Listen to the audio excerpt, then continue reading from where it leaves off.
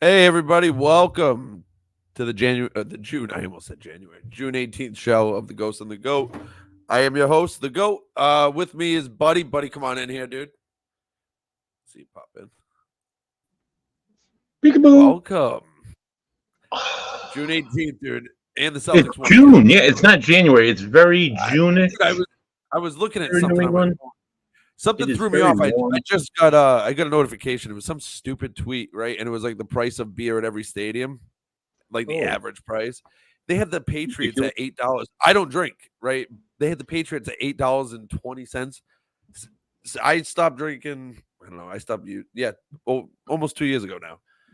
It was over $11 when I stopped drinking, dude. Yeah, It's I at was gonna 13. say $8. I'm like, when did they drop their prices? That's pretty news to Never, me. dude. I hear my family complain about it all the time. That was crazy. I was like, where are you getting this? But anyway, Celtics won last night. I told you Celtics in 5. Oh, congratulations to the Boston Celtics, dude! What a great series. Game 4 was like whatever. They were just like, yeah, let's go to Dallas and They poop laid an egg. around. But They oh laid an my egg. god, what a great series! Game 3, Derek White, Porzingis, Jalen Brown, even Tatum. I mean, Tatum wasn't a scoring machine, but holy shit, He man, didn't have to be. he set He up didn't have to. assists. He was defensive god. He was on fire last night with the points. They So all played out of their minds, dude. They're just so deep. We'll get unbelievable into that after. basketball. Buddy, you want Unbelievable. to tell everybody about our guest today? Speaking of unbelievable basketball and unbelievable Buddy people, versus our guest, originally from the lovely state of Texas, like the Dallas Mavericks, who got beat by our Boston Celtics. He now resides in, I think, lovely Florida, home of my lovely Dolphins. He is a paranormal investigator. He's an author. He has 3 books out currently. He's working on his 4th and his 5th. We'll be talking more about his books in a few minutes. And he's a medium. He's also a paranormal investigator. Did I say all that? Yeah, he's all that stuff. yeah. Really great fellow. We're going to bring him on the show. His name is John Russell. Welcome to the show, John. Hey, buddy Bams, I'm glad to be here. Thank you for having me. I'm looking forward to tonight, man. Oh, absolutely, dude. It's always fun. It's always a good time. Buddy, your internet always makes me question my internet. Oh, And it's am I every like doing? Am I doing And that? every week I'm like, is it my internet? And then I'm like, wait, no, All right. no, it's not. Let me leave Anyway, and come. welcome, I'll leave and I'll come back in a minute. Just give me a You're second. fine. You're fine. Am I good? Am I You're okay? Hey, you look good. Yeah, you look All fine. right, I haven't froze yet. All right, good. Haven't frozen yet. fine. You make me nervous, dude. I never know because I never know. Then I know it's like, oh shit, everybody's going into the Matrix. I must be, and that's when I mess up. But it's usually too It late. happens. So. But thank you. That's nice that we're clear. Yeah, you're good now. John, how you doing? Hey, I'm doing good. How about you guys? Good. Really? Hanging You're in? really Are playing? you a Mavericks fan too? We didn't get into this before the show. Do you watch basketball at all? Yeah. Oh, dig. We were, Sorry. Nobody was asking. we I were was we were asking. talking before we came on the air, and of course I'm a Cowboys fan, being raised in Texas. Oh, Yeah. yeah. And we were talking though about Tom Brady being the GOAT, the greatest of all time, which he is. It's painful, but yeah, I think so. You got to give dues where they're due. It's like, Right, and absolutely. Serena Williams came along in tennis, became the greatest of all time in tennis. I mean, just Right. blew everybody out of the water, everything out of the water. So you got to give credit where credit's due. You got to Right. recognize the skill, the talent, the ability, and got to do it. It's an amazing thing. We'll get one more sports thing and we'll get off sports, I promise. It's amazing though. This Celtics team has been like trashed through the playoffs of not playing Right? anybody. Every time they beat somebody, there's always Yeah. another excuse. Right. And now they're just they can't say anything now. They won. It might have been a soft road, but they won the championship. People have been dogging like Jalen Brown and saying he's trash, and he won the MVP in the Eastern and he's been playing his ass off, dude. They all been playing some really great basketball. And they had that juice, they had that magic. You felt it. Like by the They're time special they were facing Cleveland, it's like, ooh, I think we got Look, this. critics I don't want to say it. man. Everybody's a critic. Everybody's a critic. Critics abound. And, those who cannot do teach. I think it's kind of the same way with the critics, those who Yeah. can't play, those who can't do anything. They're the Right. first to stand up and criticize and tell you what a bad job Yeah. you're doing, Right. Yeah. So, got to take You're right. that into account. So, John, you've already written 3 books. I have written 3 books. They're all 3 available for they're still all in print. My latest one came out in July last year, which is titled 20 Ways to Increase Your Psychic Abilities.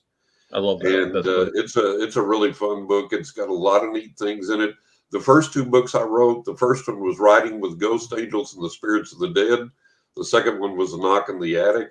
And both of those are true paranormal experiences that I've personally had in my own life, what they taught me, and what I wanted to share with my readers and teach the readers. The third book, 20 Ways, a buddy of mine calls it, he says, this is like your textbook. It's like, the other ones I can read. You're a great storyteller. I enjoy reading the stories, but this one I have to study. I have to go back to it and go, now, wait a minute. What did he just say here? And how do I apply this? And then go back and check it out again. But writing this book, 20 Ways to Increase Your Psychic Abilities, the reason I wrote this book was over the years, the other side has directly taught me some techniques that I know work because I've used them and they work. You can literally change your life, your environment, your atmosphere, your health, your finances. So I would give these techniques to my clients. I have a worldwide clientele, and I would give these techniques to my clients as the occasion arose. And it finally dawned on me, I need to put these in a book form, so everybody can have these. I can disseminate it to everybody. And they said, well, why 20? Why not 30 or 40 or 50 or whatever? I settled on 20 because there are the most popular things that I've been asked over the years, such as how do I find the perfect mate? How do I interpret my dreams? How can I learn psychometry? Is it safe to do a seance? On and on and on. So those are the major things that I put into the book. Each chapter has one technique. And what I do is define the technique. I tell you what it is. I tell you how to learn it. I take you by the hand, walk you step by step through it. You don't have to have any prior knowledge. You don't have to have any experience. I walk you step by step through it, how to learn it, how to practice it and get good at it, and then the real world application of it. And the main thing people are praising this book about, besides the fact that the techniques work, I've gotten feedback from readers all over the world that have bought the book and said, hey, John, it works. I'm doing it and it works. But the main thing is everybody says, you did what you said you were going to do, which is you made this simple enough that anybody can understand it. It's not full of jargon. It's not full of complex things that doesn't make any sense or that we can't understand. It's simple, basic, down to earth language. I can understand it easily. I can read it. I can get it, and then I can put it into practice. So that was the impetus for writing that book. And then I've completed my 4th book now, which goes back to the storytelling of the true paranormal. And that title of that book is The Crying Tree and the Magic Rock. That's going to come out sometime this year. I've got a follow-up for that coming, more true paranormal stories, which is The Cansack Ghost. That comes out in 2025.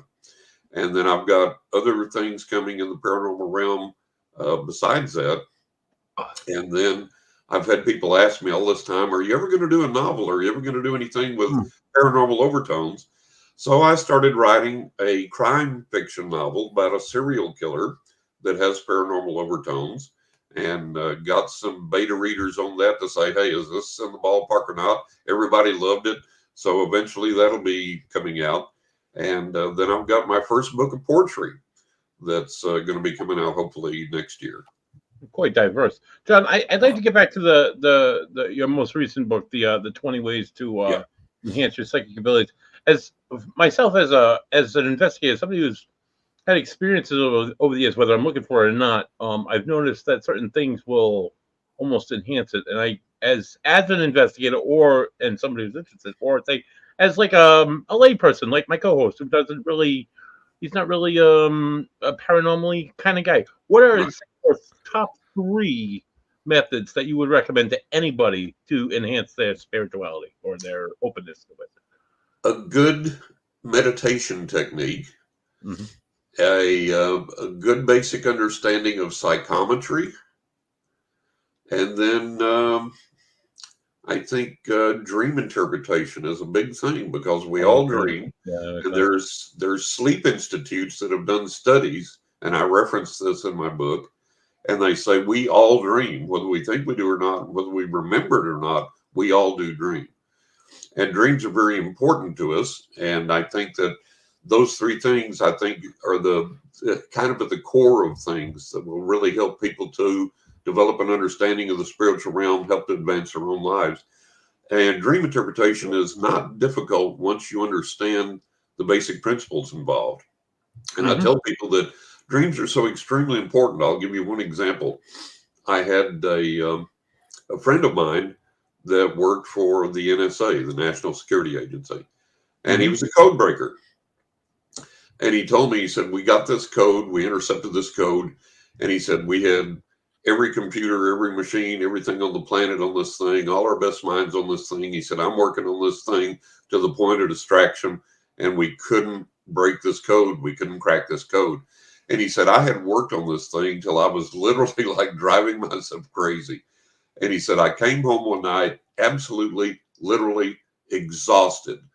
And he said, I turned around, I went to the foot of my bed, turned around, put my calves up against the footboard of the bed, and just fell backward onto the mattress in my suit, my tie, my shoes, everything. That's how exhausted I was.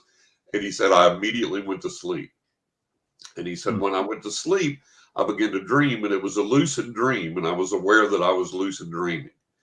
And he said that like the thing you see on Wall Street, the electronic ticker tape thing with the that scrolls across. He said, here come the characters in this code scrolling across this thing. And he said, in my dream, I'm thinking to myself, oh my God, I can't get away from this damn thing even in my sleep. And he said, then another ticker tape thing appeared below and began to scroll across underneath the code, the symbols of the code. And it was the letters in English, and it was the translation of the code. And he said he immediately woke up.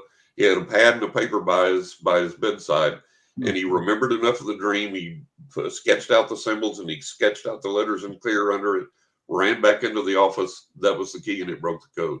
Wow. So, these powerful things are available to all of us if we learn how to connect with them, if we learn how to use them.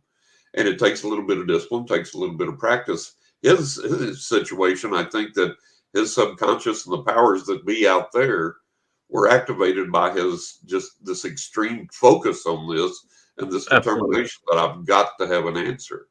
This sounds a lot like we talked about a few shows ago about and I've had discussions with other people before.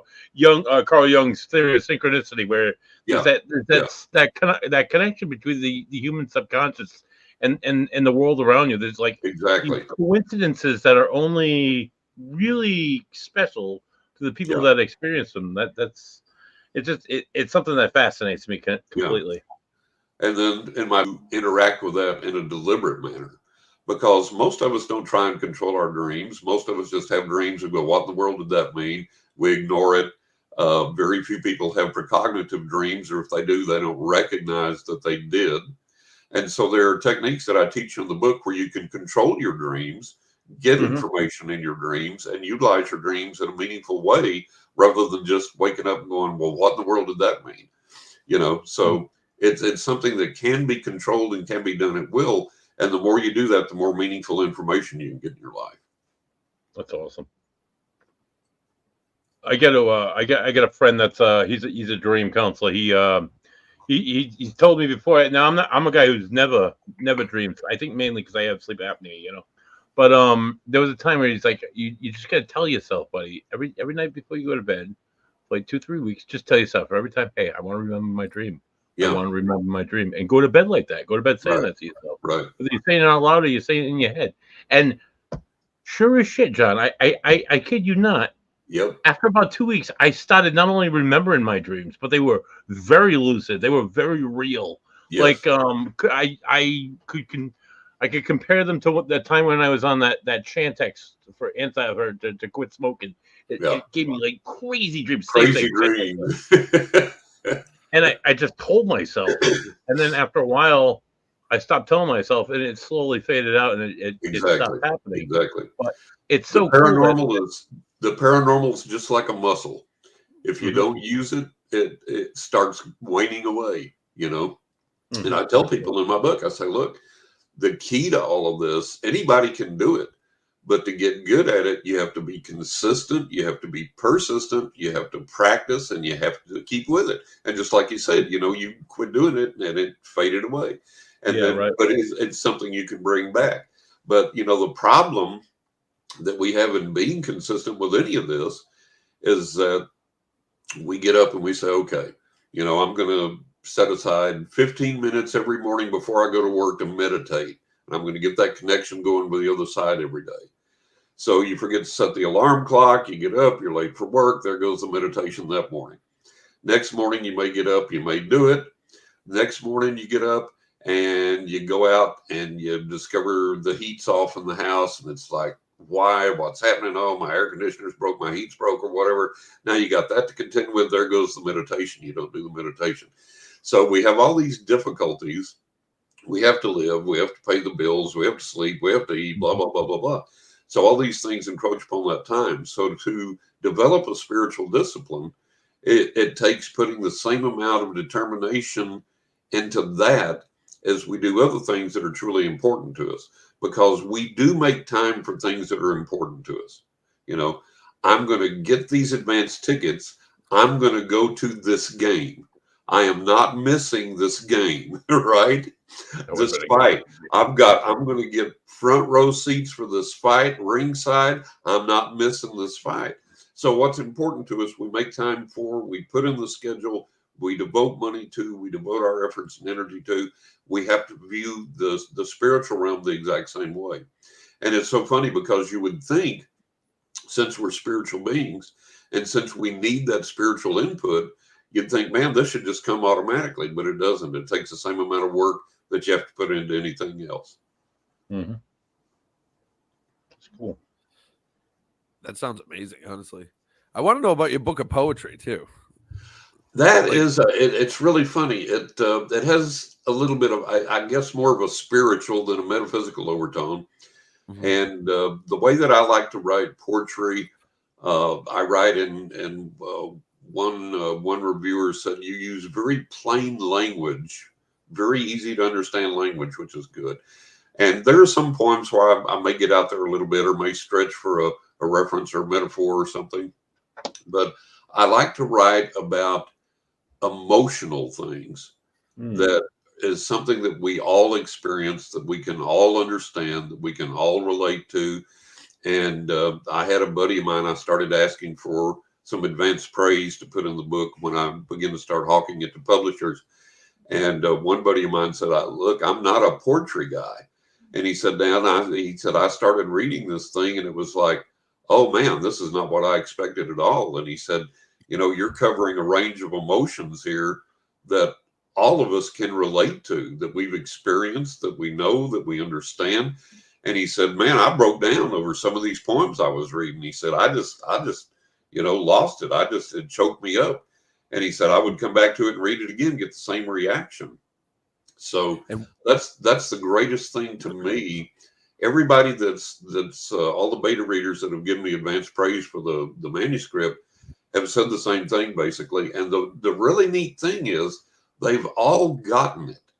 They've all understood what the poems meant, what the overarching theme of the book was, and everybody got it. Everybody understood it, and it was like, oh, this is great, man. This is really awesome.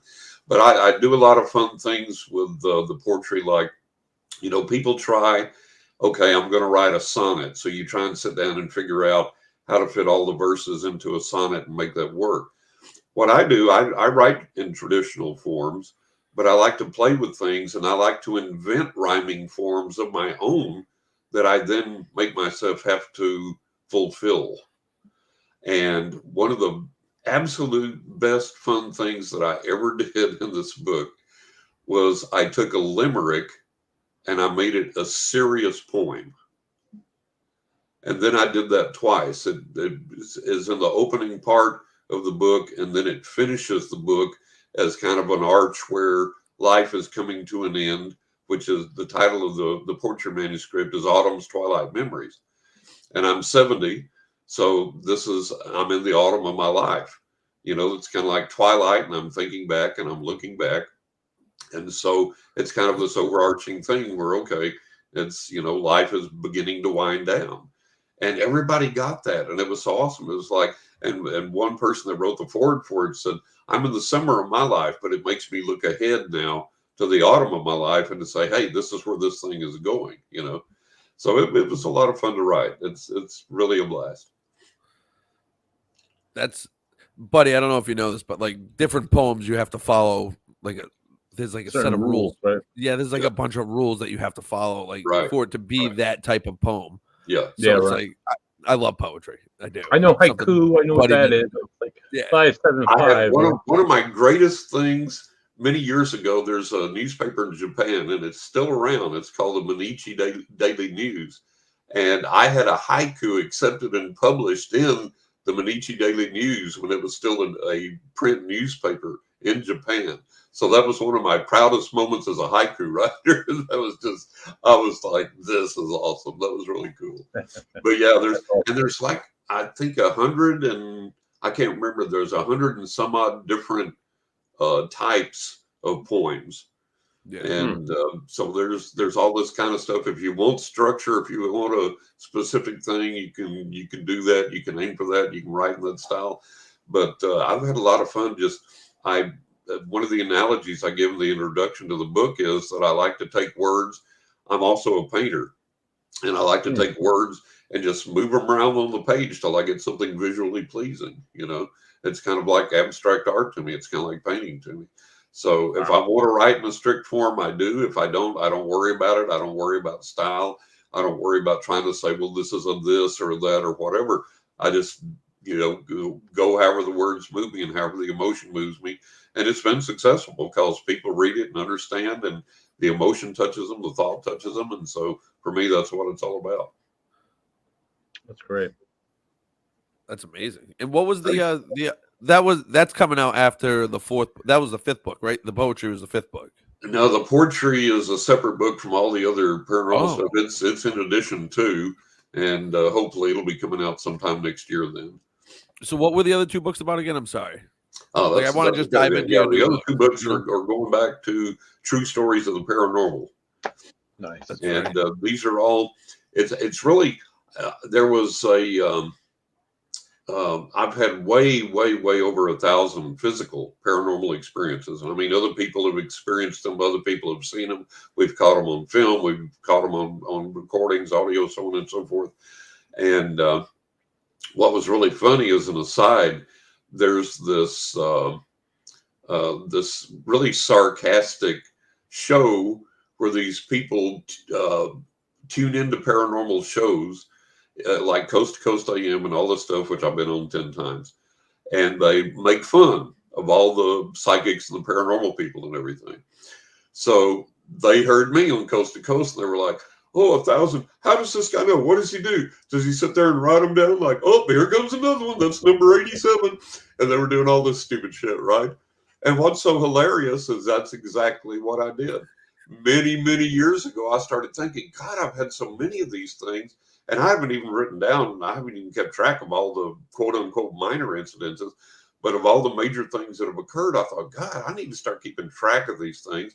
And I literally got pencil and paper and started writing them down, everything that occurred. And I developed a list of over 1,000, you know. And like I say, that's not all of them, but I literally developed that list. So, John, we got a question from one of our viewers, Wade Kirby. It's a little bit long, but Wade asks, okay, can you talk or give opinions about the ability to determine a personal dream memories versus an astral projection memory? Please explain to those of us who don't know what astral projection is. We all have busy schedules in astral projection field. Really, I don't even, I'm kind of out of touch, but go on. What are your thoughts, please? First, tell us what astral projection is, and then please answer. Astral projection is projecting our soul, our spirit, our etheric body, whatever terminology you want to give it. in the sleep state or in the waking state, projecting our consciousness, our soul, spirit, energy out into the astral realm, and where we can have there are some people that, for example, they will sit in their house and go into a meditative deep state and project their spirit out into the astral realm, project their astral body out.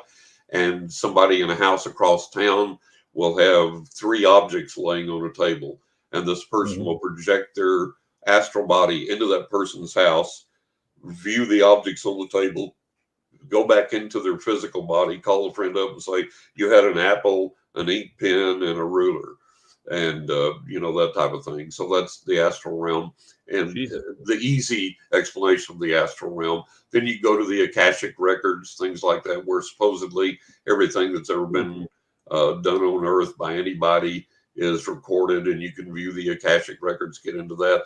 You can travel to other dimensions, other planets, so on and so forth. So really, astral projection is not dreaming as much as it is a conscious awareness and a conscious projection of your astral body, your conscious self, into these astral realms. And so whatever memories you bring back, that's really a conscious memory as opposed to a dream, which is more of an unconscious memory. Oy. Yeah. So a dream state, you're basically, your conscious mind is asleep, you're unconscious, but your subconscious is awake and recording all of this. And then if you're lucid dreaming, then you can control your dream and direct your dream. And some would argue, well, that's very similar to astral projection or the astral state, which is true.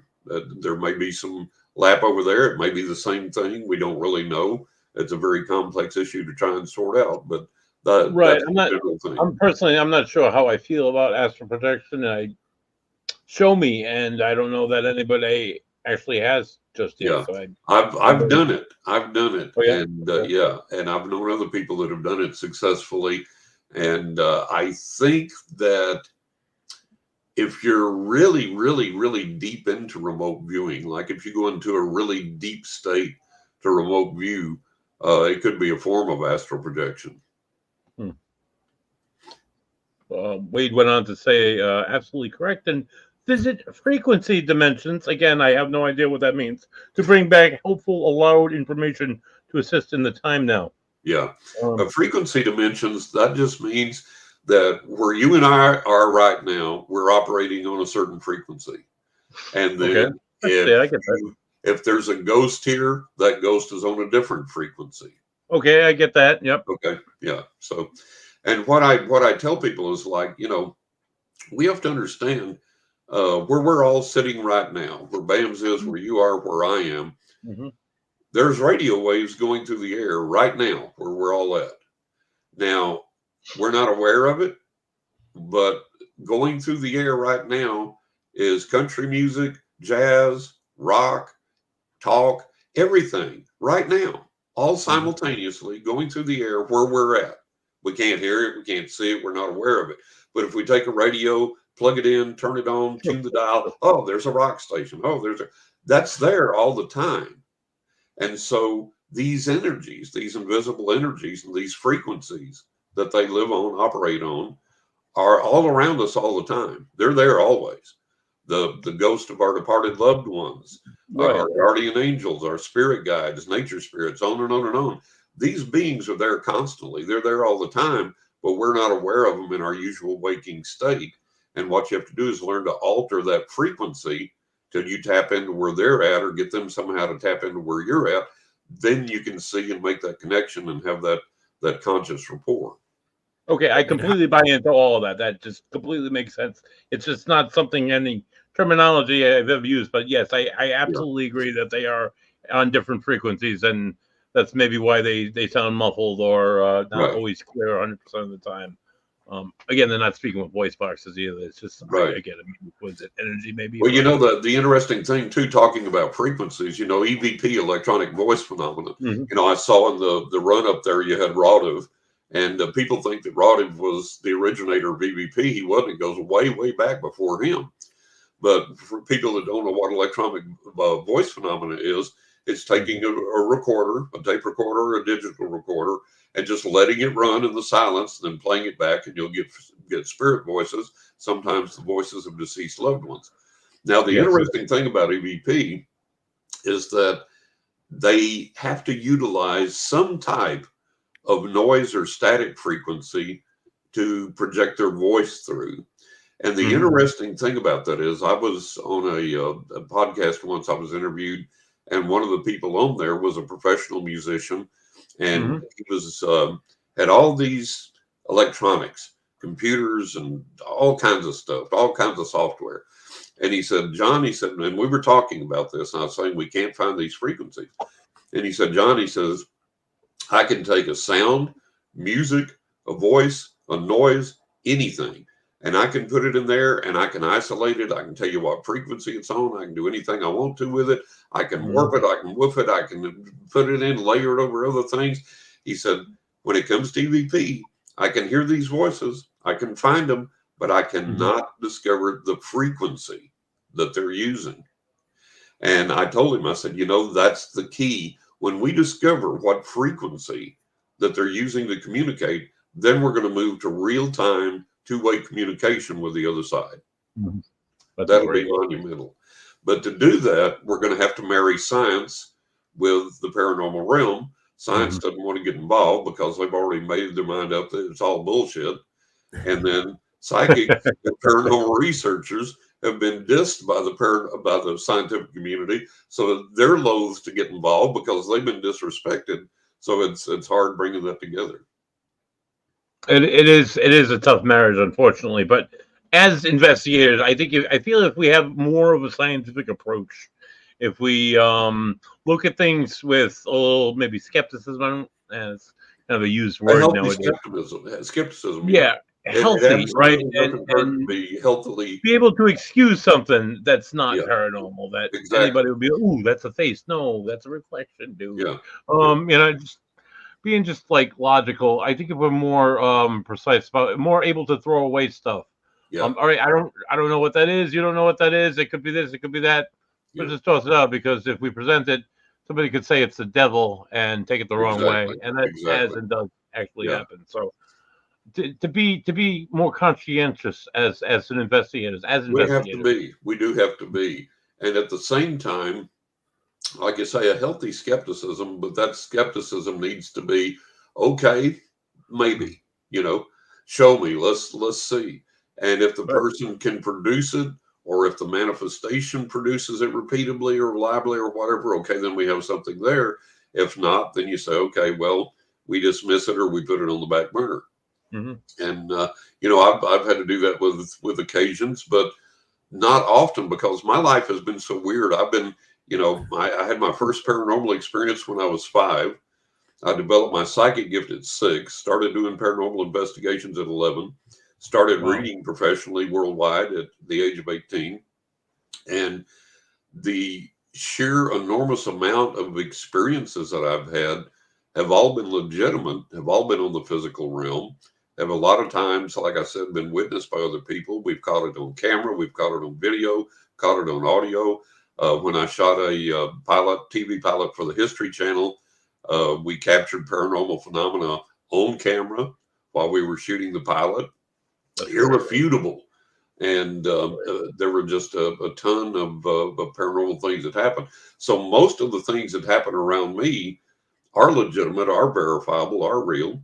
And then I have been called in to investigate things, or to help people try and figure out what went on, where it was like, okay, this person's an alcoholic, they use drugs a little bit too much, this, that, and the other. They may have mental problems, schizophrenia, mild mental illness, something like that. That's been the case a lot of times. And so those are the things going in. You have to say, okay, what's the credibility of the person?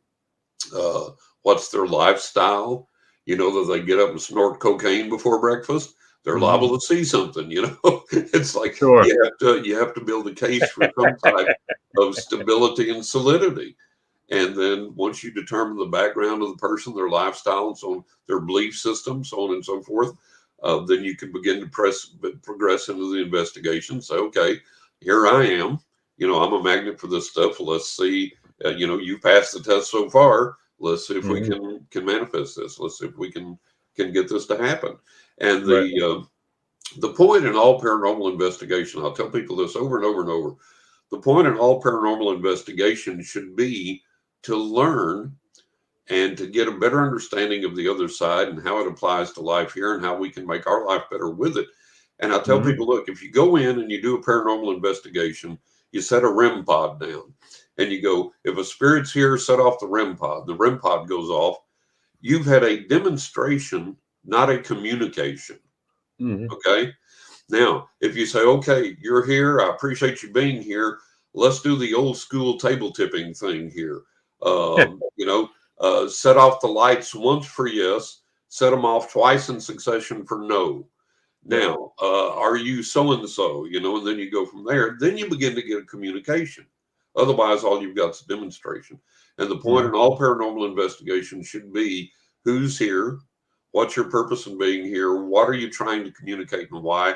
Can I do something for you? Can you do something for me? Interaction with the other side's a two-way street usually. And so that all needs to be brought forth into the communication. Love it. Yeah, absolutely. 100%. That's our purpose. That's what we try and do. Yeah. If anything, yes, to understand more and to empower the people that we're investigating for. Some of these people are absolutely terrified. They're not mentally ill, right? They're not substance abusers. There's no reason for them to have the reason that people are scared is because we've been taught since we were kids that there's one correct spiritual path, okay, like the Bible, for example, and anything outside the Bible and the church is demonic, malevolent, satanic, and evil. So we're taught, therefore, that any paranormal manifestation is to be feared. And so something happens, and there's two knee-jerk reactions. You default to the religious thing, oh my God, it's the devil, or you default to, I'm going nuts. This can't be. These things aren't real, so I must be crazy. I can't tell you how many clients I've had that have started off the phone call with me by, you're my last resort before I check myself into the loony bin. Their words. Because they were having physical paranormal manifestations in their house. They've been told all their life can't be, so they thought, okay, I must be nuts. So, that happens a lot. And again, people have been taught to fear the paranormal. And listen, I'm not saying don't be careful. I'm not saying that everything's a bed of roses in the paranormal realm. We have to extrapolate from the physical realm, obviously. But, in all the experiences I've had, all the paranormal investigations I've done, I have not encountered the little girl from The Exorcist. I haven't found a demon behind every bush waiting to get me. I haven't been bitten, scratched, hit, pushed, threatened, told to get out, or any of these things. And I think that, people need to realize that the ghost hunter programs, so-called on TV, are there for entertainment purposes. Entertainment, absolutely. It's not a real representation of what it's like to actually interact with the other side or to be psychic or whatever. And people need to understand that. And that's what I try and do in my books is say, hey, this realm is real. And there can be a very beneficial interaction there with this realm. Myself, my guardian angels have literally, no exaggeration, literally saved my life on multiple occasions. So that's a very positive way to interact with this realm, And then like my buddy that dreamed the solution to the code, that's something positive, real, and tangible that you can take. So my emphasis on all of my psychic work my entire life has been, let's make this something that works in the physical realm and helps us advance and move forward, helps us in our personal lives, helps us in our understanding of the spiritual realm. Yeah, absolutely. Absolutely agree. Yeah, it's tough, John. So I'm a Christian, and I don't believe like all spiritual encounters are like a negative one with the devil or anything like that. But like, I think there's a lot of Christians like myself that just try to find a reason of why there is spiritual beings around and what they want and like what's really going on. Yeah, you know what I mean. Like it's tough. Well, sure. I think we have to. Paranormal is something that's so misunderstood. It's tough. You know what I mean? Yeah. And I feel like people need to understand that this is the normal state of the world, because you talk to people anywhere in the world in any culture, and everybody has visitations from their deceased loved ones. Everybody has guardian angel experiences. Everybody has nature spirit experiences, so on and so forth. And so we have to understand this is not the abnormal. This is the normal state of affairs for this planet. And not to denigrate any religious belief or anything, but if our religious belief becomes dogmatic to the point that we can't get outside of that to examine something, then it becomes a liability. It's like I had a client in India, and he said, "John," he said, "I have to ask you a question." He said, he was raised and believed the Indian religion, and he said, "I've been this way since I was a child." And he said, "Now I'm an adult, and it doesn't work, and I know it doesn't work, but I'm afraid to let go of it. Why?"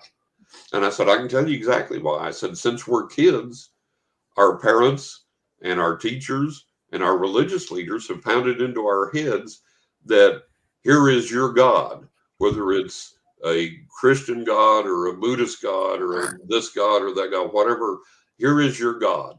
And if you don't obey him and do these things, he's going to be pissed at you, and you're going to come back as a jackal, or you're going to burn in hell, or you're going to have eternal separation, or you're going to have, be in purgatory, or you're going to be, whatever. So we're all taught that from kids, and we're taught to fear this God, whether it's in India or Mexico or the US or China or whatever. And we can't displease this God, because if we do, these things are going to happen. And then we get to the adults and we find out the way the world really works. And we go, you know what? This is all BS. It doesn't work. It just isn't factual, but I can't let go of it. I'm scared to let go of it. And that's why it's hammered into us since we were small. And we're afraid of that punishment aspect. We're afraid we're going to displease this God and he's going to do something to us. And that's just to add to that just a little bit, John, if you look at almost every major religion out there, whether it be Eastern, Western, or that whatever influence, all of them have an afterlife. All of them have a resurrection of some kind. The Christian religion, being a former Catholic myself, I know that in both the Old and the New Testament, they mention the word ghost. Right. The disciples described thinking they saw a ghost. Saw a ghost when Jesus was walking the risen Christ walking across the water to them on the boat. They were terrified because they had seen a ghost. So this has been something that has been around for many centuries, believed by many different cultures. For one reason or another, in the last 100 or so years, or maybe more than that, it just seems it's like a little bit more shut down by major religions. When it seems like they're almost the entire Christian religion is built around spirituality. I don't think it's shut down. I'm a very Christian person. Not all Christians are, but I believe what I believe, and you know what I mean. Like, I believe in one God, one Jesus. That's it. That's what I believe. That's never been more secure in something in my life. But the spirit realm is it's just very misunderstood. You know what I mean? And that's why I like talking. That's why I enjoy these conversations, getting to know people and getting to know their experiences and try to understand what's going on the other side too. Because I think there's more than just. You know what I mean? It's tough for me to explain. There's more than just heaven. I understand what you're saying. It's like an in between. Yeah, I know there's an in between, and it's just like trying to understand where that fits in.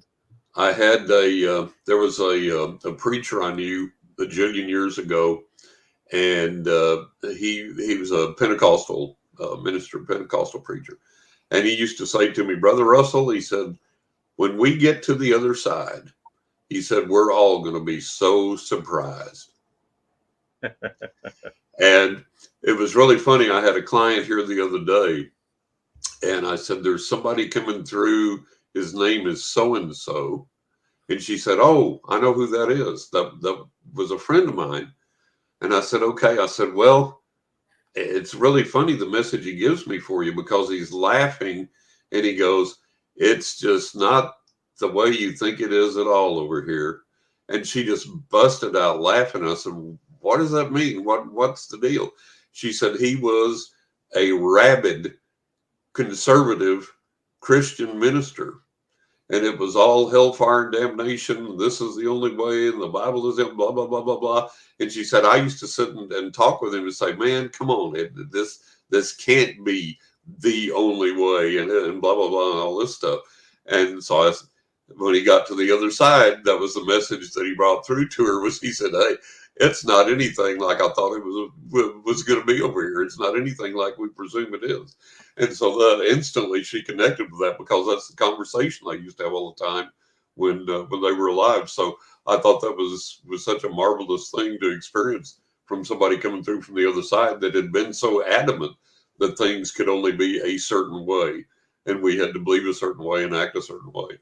And, regardless of how much we examine this, we're also going to be surprised when we get over there, right. Because it's like we get glimpses and bits and pieces of the puzzle, and it's not enough to put it all together. And, we wish it was, but it's not. And we have to walk in what light that we have and try and keep moving forward. And like with myself, with all of these experiences I've had with, this worldwide clientele, I've read for clients in over 40 countries, which just blows my mind. And all of these experiences I've had and everything else, the older I've gotten, the more I've studied, and I'm an ordained minister. I've studied everything on the planet. I know that Bible inside out, upside down, forward and backward. And I've studied everything else there is in the spiritual and paranormal literature and psychic literature and everything else over the years. And I have more questions now than I ever did, and I think we have to keep that understanding that, look, none of us has a corner on the truth. None of us has that locked in. We don't know it all, and we get these glimpses and bits and pieces. And that's what we keep striving to learn. And if I've learned any one thing at all through any of this, it's show compassion when you can. That's the greatest and the biggest lesson I've learned, is whatever love and compassion and kindness that you can show, do that. That's the biggest thing we can do on this planet. Absolutely. Well said. Yeah. I think working in mental health, John, for going on 24 years this year, I do it for compassion. It's the greatest, is my greatest pay. It doesn't pay very well, unless you work a crazy ton of overtime, which I do, but it's just, it's not great. But I don't do it for the money. I do it for the way it makes me feel, I think. There you go. And that's, I think we should live our lives a little bit more. Not say everybody needs to work in human services. Don't. It sucks. But just be a little bit more nicer from time to time. Yeah, it's definitely a good message for sure. Yep, absolutely. Do you have like a particular experience that sticks out to you? I know you said you've had like 1,000. Oh Lord, that's like being asked to pick your favorite kid, But I'll tell you one that's really mind blowing. And anybody that loves pets, that loves their animals, they love this story, and it gives them hope for their pets surviving in the afterlife, for their soul and spirit going on. I had divorced, and I had this big red Doberman, and brought her back home with me. Went back to my family home, and my sister divorced. She moved back in the family home where I had grown up, and my mother was ill and was becoming bedfast. And we kind of ostensibly moved back home to take care of her, but I think we both just needed kind of a soft place to fall, And my sister had a couple of little raggedy dogs, and they were little small dogs, little tiny dogs. And one of them was constantly sick. There was always something wrong with him, always having to go to the vet. And my mother was getting to the point that she was becoming bedfast. And so my sister, when she went to work, she would, and I think I may have had gone back to college at the time. I don't remember. But my sister was working, and she had to leave real early in the morning. She'd bring the little dogs in, put them in bed with my mom. And they would stay there in bed with her most of the day, unless they jumped down to go in the kitchen and get something to eat, drink of water and some food and whatever. So I had come in one day. I don't even remember where I'd been, but I was on foot, and I had bright, beautiful, sunny day. And I walked up the driveway, and about to pin there where Elsa was, my big Doberman. I stopped and said hi to her, and walked in the house, said hi to Mom, and the dogs were on the bed with her. So I made myself a sandwich, and I sat there at the dining room table, and it was just a bright, pretty day, and I was enjoying my sandwich, and I was relaxed, having a good time. It was just a good day, and wasn't thinking any thoughts in particular. And I heard one of the dogs jump off the bed and come down the hallway, and the door was behind me. And I turned my head around over my right shoulder to look at the door, and here come the little dog through the door, and he walked behind me. And as he walked behind me towards the kitchen, I turned my head back to the left to watch him walk behind me and on into the kitchen, just watching the little feller go. And when I turned my head to the left, there was this woman standing there, bent over with her face about 2 feet away from mine, smiling. I can tell you the clothes she had on. I can tell you her hairstyle, her eye color, solid as you or me for a split second. Mm-hmm. And then she disappeared. And it didn't scare me, but it startled me. And I jumped up, my chair knocked over. I threw my sandwich, which fortunately landed on the table, so I still got to eat my sandwich. But the chair hit the floor, the little dog skittered and ran into the kitchen. And my mother said, "What happened? What happened? What in the world was that?" I said, "Oh, I just saw a ghost, and it startled me, and I knocked the chair over." So she said, "Hey, Edinburgh." So she said, "Was there any message?" This was just normal in my household the way I grew up. This was my family life. And instantly, this ghost woman communicated to me that she was following the little dog around because he was going to die within a week. And she was there to cross him over, to make sure that he didn't cross over alone, that he wouldn't be afraid, that he wouldn't be scared, and she was going to that she was going to take care of him and cross him over. And I was like, oh my God, I can't tell them that. It's going to break their hearts. I can't give them that message. So I said, no, just no message. So I just left it. And sure enough, within a week, the little dog died in his sleep. Oh. So he had this, my sister had given him one of her bathrobes, and he would take this bathrobe and wad his toys up in it and lay in it and mess with it and gum with it and all this. And he had this big green squeaky frog toy that squeaked. It was his favorite toy, and it was all messed up and gnarled and dirty and stuff. And so when he died, we had a habit, like a lot of people do, of burying our pets in the yard. So my sister took this bathrobe and laid it out. And you take this little small dog and you put it in this bathrobe that's, for a person 5 feet tall or more. And you start wrapping this dog up. Well, you wrap it and you fold it and you wrap it and you fold it and you wrap it. So you've got this dog in tons of windings here, that's all folded in on itself. And you got this package that nothing can come out of or escape from. So while my sister is putting him in there and wrapping this up, she puts in that green frog toy. She said that was his favorite toy, so I'm going to put this in with him. And she wraps it up and wraps all the thing up. So now this intact, solid bundle with the dog and the frog buried under all these layers where nothing can come out, nothing can come loose, is there. And we go and we bury him in the backyard and put the bundle down in the hole, cover it over. And I put a big rock on there so no animals would come and like dig it up or whatever. And time went by and the ground completely congealed. The grass grew back. I moved the rock. Unless you knew where he was buried, you couldn't tell there had ever been a hole there. Ground was perfectly solid. All the grass grew back, not even soft. It was just perfect. So one day I'd been out again, doing something, walking in, and I walked up the driveway, another beautiful, bright, sunny day.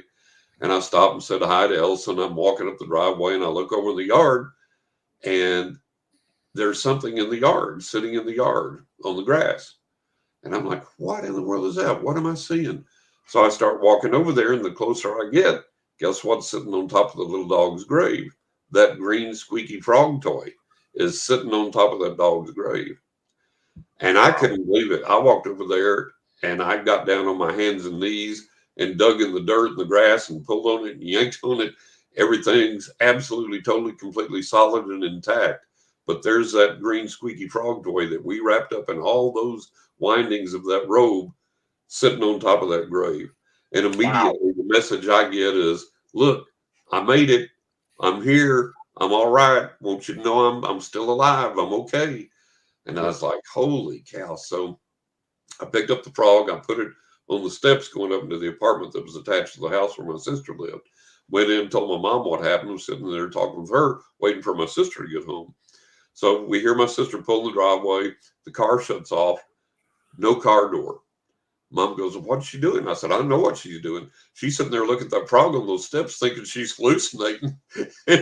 So finally, we hear the car door. She gets out of the car. And then we hear her open up her apartment door and come running in through the house, come running in there. She comes in, Mom and I are laughing. And she comes in with that frog. She goes, did you see this? And I said, yeah. She said, where did it come from? And I told her what had happened. She went outside, went dug down in the dirt, rummaged around. It's like solid as could be.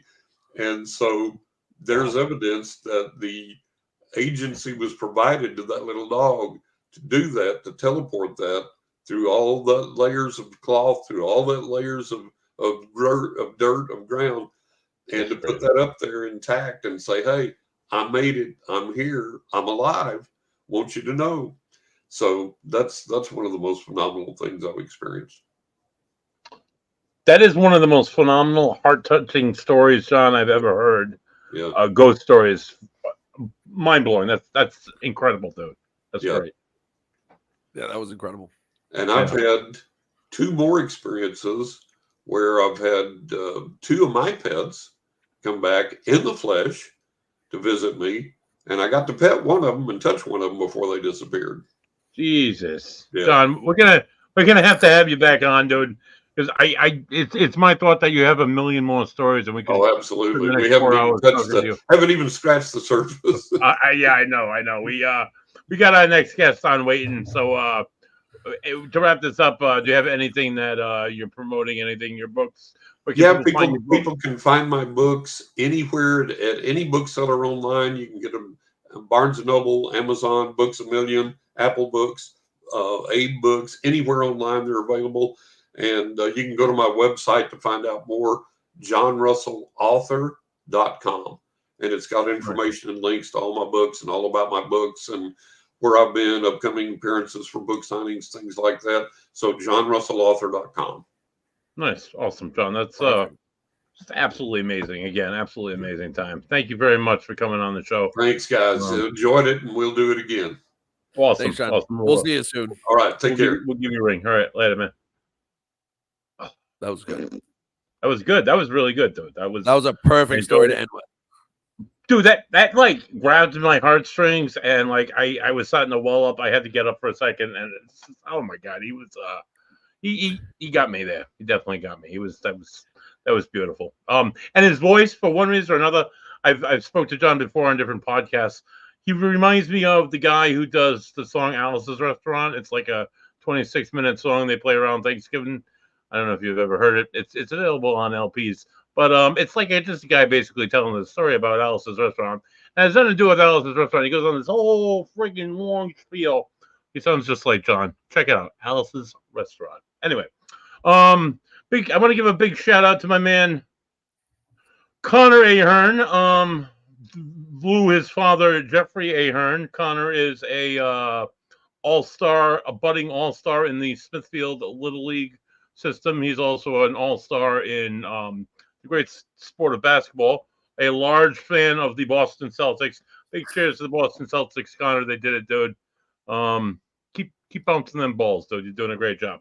Connor's dad is in the military. He's a Rhode Island National Guard guy. He's the guy that runs these crazy races that I want to have on and talk about running crazy races.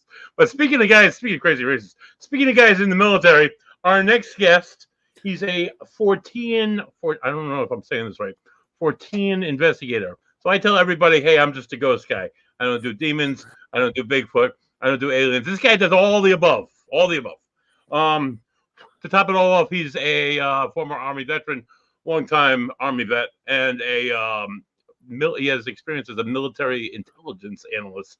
I'm sure he has a lot of fun government stories to tell us. Please welcome to the show, first time ever, Paul Dale Roberts. Welcome, sir. Thanks. Hey, what's up there, buddy? What's up there, Goat Bams? How's it right. going, Paul? All right. Yeah. I mean, I got all kinds of stories, So if you just ask me how I got started, here we go. How'd you get started? Hey, there you go. All right, let's get it going. Well, as a child, I lived in a haunted house, and all types of things were happening to me. And now this sounds crazy, but there was this what looked like a black tea kettle rolling down the sidewalk, and my bedroom window raised up about halfway, and this black tea kettle, the snout pointed towards me and blew out this mist. The next day, I was very, very sick. And my mother, thinking that she's giving me cough syrup, gave me poison. And when she realized it, then she made me throw it up and everything else.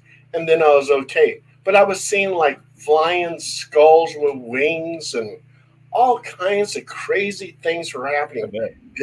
The entities were centering everything on me. And they even threw me into a heater and I burned my leg. I looked out the bedroom window one day and this voice that sounded like my mother, she was saying, "Dale, come here." She was trying to entice me to go into the orange grove.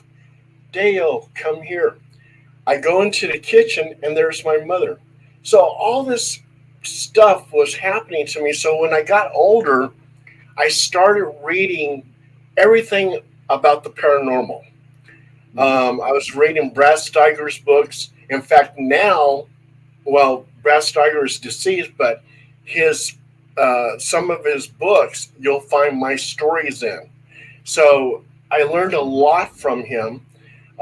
He was very familiar with cryptids, UFOs, ghosts, demons, you name it. And I became very knowledgeable just by reading his books.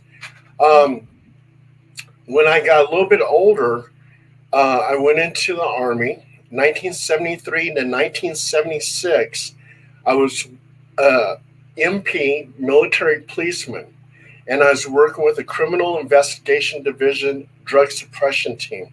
So I traveled throughout Germany buying drugs and testifying at Article 32s and court martials. And so that's where my investigative skills came in. And little did I know back in that time that I was going to be a paranormal investigator. So I had a 3-year break, and during that 3-year break, and you guys can look this up, and you'll probably have a good laugh. But I had the Guinness Book of World Records on disco dancing. I danced 200. Yeah. I danced 205 hours, 8.5 days. Wow. And I was in Ripley's, believe it or not, with my disco dancing. I was the 3rd and 5th disco king of Sacramento. So anyway, during that 3-year break, and how did I become a good dancer? By working undercover narcotics with the drug suppression team, going to discotheques, watching these dancers, and then I became very familiar with dancing and became a professional dancer. So I danced with Jeff Kutash's dance machine. We were the first number to share when she was starting out in Harris Tahoe. Met Wolfman Jack and Monty Rock III and all kinds of people, a lot of celebrities. But disco died in 1979. Not in my heart. They had a demolition crew that came out there. I think it was in Philadelphia or something. They took all these disco records. Detroit. It was Detroit. Detroit. Okay, there you go. Yeah. So in my mind, I was still the disco king, and I was over there dancing and everything else, and people were booing me. I go, damn, why are they booing me? And then I see these guys wearing disco sucks. And that's when I knew my disco career just went down the toilet. Okay. So I started talking to this Army recruiter in 1979. And I said, well, it's kind of funny, but what is it that these military intelligence guys do? And he had it like blown up like it was James Bond and everything. And I'm going, wow, yeah. And before I knew it, I was signing on the dotted line again. And in 1979 to 1986, I was an intelligence analyst, 97 Bravo. Wow. And I was with the Photo Interpretation Center in Korea at Yongsan Barracks in Seoul, Korea. And I worked with image interpreters. And image interpreters, they would look at satellite photos, reconnaissance aircraft photos, and they could tell you that a little tiny dot was a T-72 tank. Wow. And I would create the sit map and everything else. But what was exciting about military intelligence is on one particular day, 6 photographs came in. And those 6 photographs depicted various types of UFOs. You had a boomerang type UFO, a cube-shaped UFO, something that looks like ball lightning, a triangle, disc, and a cigar. And these pictures, these photos, my job was just to give it a number. And on the back of each photo, it said intelligent movement. And each photo represented a video. So they had video footage of that type of UFO, let's say a cigar shape in outer space someplace.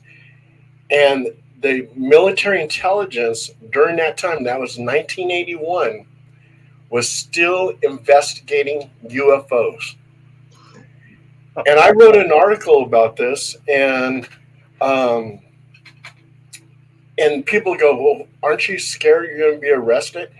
Well, no, because if they arrested me, then it would say that would show that what I'm writing is the truth. So, yeah, they don't even bother me or anything else. And on the back of each photo was incredible because it said intelligent movement. So those photos, they went, after I gave it a number, went to the DIA, which is the Defense Intelligence Agency, and then went to the CIA, and then into a black hole and disappeared, vanished, gone. So whatever happened to them, I don't know. There was another photograph that came in, but it wasn't paranormal. But it was 1981, a picture taken in Vietnam showing what looked like an American being escorted by 2 Viet Cong. So that in 1981, possibly they still had POWs in Vietnam. And there was a newspaper article that came out that Special Forces was aware of it, that there was still POWs in Vietnam. So that was my experience with military intelligence. Later on, I received an H identifier. I became an Army instructor teaching the Soviet threat. I wore a ski mask, black gloves, a Soviet uniform, and pretended to be a Soviet defector. And I would train all these different special forces type people like the Green Beret, 101st Airborne, 82nd Airborne, Navy SEALs, Delta Force. I would teach them on kill zones on various tanks that the Soviets had and stuff like that.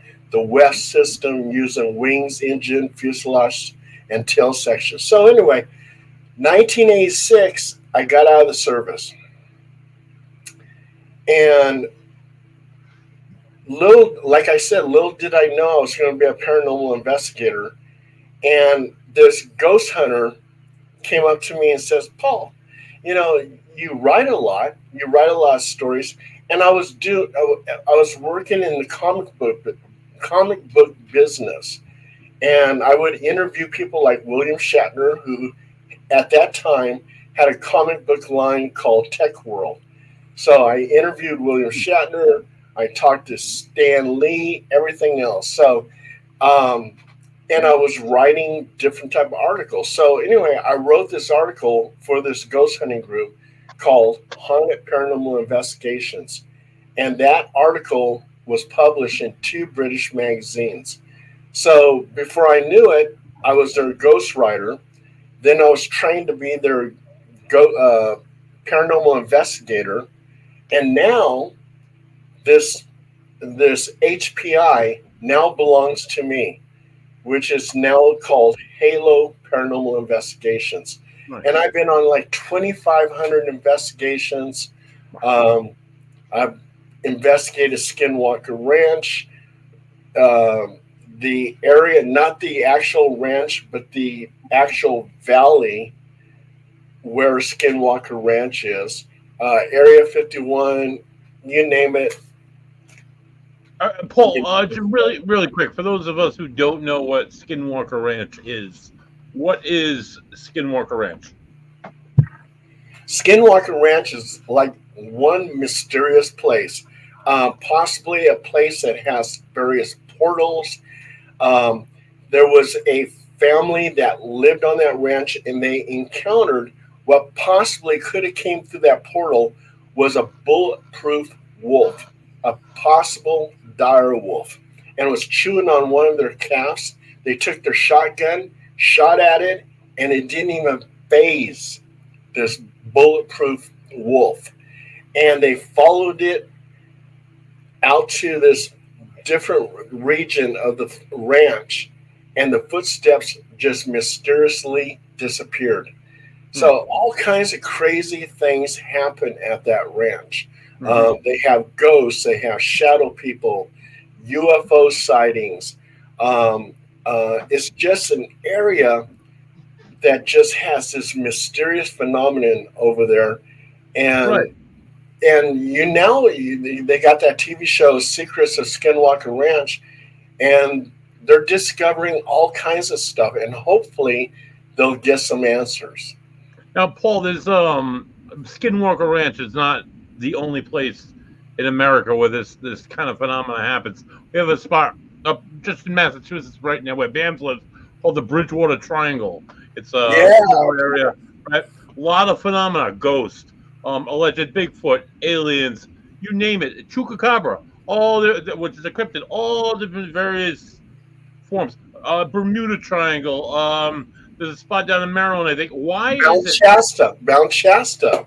right? That's Why another are these sections of the country?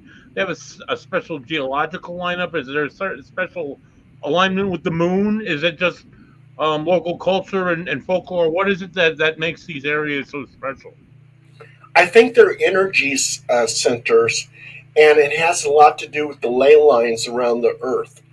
Just like you have Jupiter, and you have that mysterious spot that where there's a big storm, and it's just centered in that one area, and it doesn't move around the planet, just in that one area. So Earth, I think, has a whole lot of mysterious spots, and they're all connected with ley lines and energy source, and that's why UFOs are attracted to those areas, like they're attracted to volcanoes, because they can absorb that energy for their craft and everything else. So, and there's just so many mysterious spots. You got Lake Titicaca, Mount Shasta. When I went to Mount Shasta, you have the stories of the last of the Lemurians that live in the caverns inside Mount Shasta. You have ghosts, you have UFOs, you have Bigfoot. And what's kind of interesting is I think it all connects, because a lot of people who see Bigfoot, later on, they see a UFO. Or if they encounter UFO, they encounter Bigfoot. And there's even been sightings where Bigfoot is actually working alongside the Greys. So when I did my Mount Shasta investigation, Bigfoot, you do a wood on wood communication. So I took a piece of wood and I hit the tree 3 times to see if I can get a response. My investigators were right next to me, so I know they can't make any sounds or any whatever. And right behind me, I heard a rock hit the creek 3 times. And bears don't have hands where they can throw a rock. So I actually think that a Bigfoot was trying to communicate with me. So that was very interesting. We had Holly DeLauder with us, and she was the secretary of Sylvia Brown, the famous psychic. And she herself was psychic. And there was an area of Mount Shasta where she goes, Paul, take a picture of me now. And I said, why? She goes, there's something behind me. So I snapped the photo, and right behind her is a disc-shaped UFO, like so, right behind her. And it's like, wow. She goes, I just felt it. I go, wow, that was amazing. So that was our Mount Shasta investigation. It was very interesting. People wind up missing over there too. They had these 3 experienced hikers, and they tell you, the Native Americans tell you, do not go above the tree line. And they did. They went above the tree line. And the guy who was in front of them, as he was walking up there, just vanishes. His footsteps stopped, and some of the people investigating this missing person, this missing experienced hiker, said either he went up or he went down. And where did he go? Who knows? And then there was even a child that was missing on Mount Shasta. And they were looking for this child and everything else. And they found him 35 miles from the point where he was missing from. He was also too missing his shoes. And they were wondering how he could have walked through all these jagged rocks and everything else 35 miles up the road. And when they did discover him, and he was normal and everything else, he wasn't all messed up from that hiking, if he did hike 35 miles. He says, well, Grandma helped me. And they said, Grandma? And he says, yeah, Grandma. And he said, Grandma was a robot. So he encountered something that helped him during that disappearance, and this grandma robot helped him get back. So it's some mysterious things going over Mount Shasta. Oh, for sure. Now we also have that in New England. There's a spot in Vermont, in southern Vermont, around the Bennington Forest. I don't know if it's Triangle, but I know there's an area up there where people are known to going completely missing. No traces of them. They just disappear into thin air. It's just weird that do you think it's alien related? Do you think it's spiritual? Do you think it's ley lines? What are your thoughts, Paul? All these mysterious disappearances like that. I mean, just like in the Alaska Triangle, there's something like 16,000 people disappeared from 1972 to the present time. Where did all these people go to? Just like you have strange cattle mutilations, and sometimes various farm animals have been known to vanish. So I think it has something to do with either they're going into another dimension or they're being abducted by extraterrestrials. I mean, it's just so confusing. I don't know. It's just, I don't know. I have to shake my head on that. And I haven't did that many investigations on missing people, but that's definitely a field I like to get into, especially the missing people in national parks. Yeah, right. Seems like it's a phenomenon. Oh yeah, oh yeah. Um, have you guys ever heard about living ghosts? No. Well, talk about it. So maybe I have, but Okay, living ghosts. One of the things that we do um, in our investigations is trying to determine if something might be what's called a living ghost. And I'll give you a case example. 1974, over in Chicago, Illinois, there was a couple that moves into this house. And around about 2 o'clock, 3 o'clock in the morning, they would see a man manifest. And he would walk over to the couch, and a woman would manifest. And he would look at the woman and strike her. wow. And then he would just dissipate, and the woman also too would vanish. Hmm. And this happened a few times over. So they went to a block party, and at the block party, the guy, the host says, "Yeah, we do this every year, blah, blah, blah. We took a lot of pictures. You can check out our photo albums." So the woman, looks through the photo albums and she sees this one photo and she says, "Oh my God."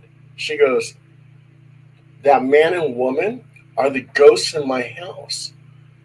And the host looks at her and goes, "Ghosts in your house?" He goes, uh, "Yeah, they did live in your house. They had domestic disputes. The police were there all the time, but they're very much alive. They got a divorce. Huh. The guy lives 5 miles down the road, and the woman lives out of state.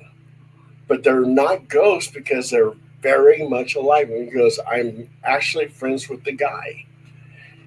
And that is a situation of living ghosts. In some of our cases, we did an investigation at Evangeline's, which is a costume shop. And on the third floor, late at night, people hear the shuffling of feet, laughter, music in the background. And the reason why is because it's living ghosts. The third floor used to be Deal Mills, which was a discotheque back in the 70s. Yeah, so my ghost, the living ghost, could actually be on the third floor of this place. So, yeah, so So would that be like residual energy? That sounds to me yes, like residual. residual. Yeah, Yes, but yes, it's somebody yes. that's still alive. That's pretty interesting. I've never heard of I that. told you disco wasn't dead.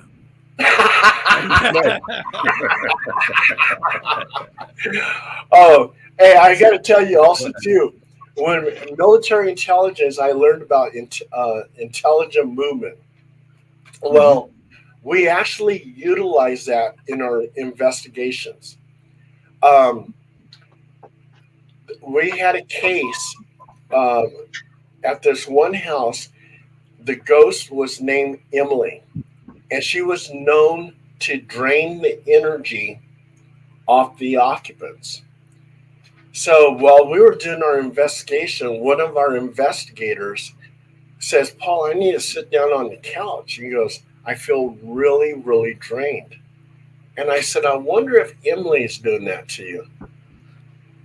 And so I said, "Emily, if you're listening to me, kiss him on the lips." So three of us are taking pictures of him, and an orb actually is on his mouth.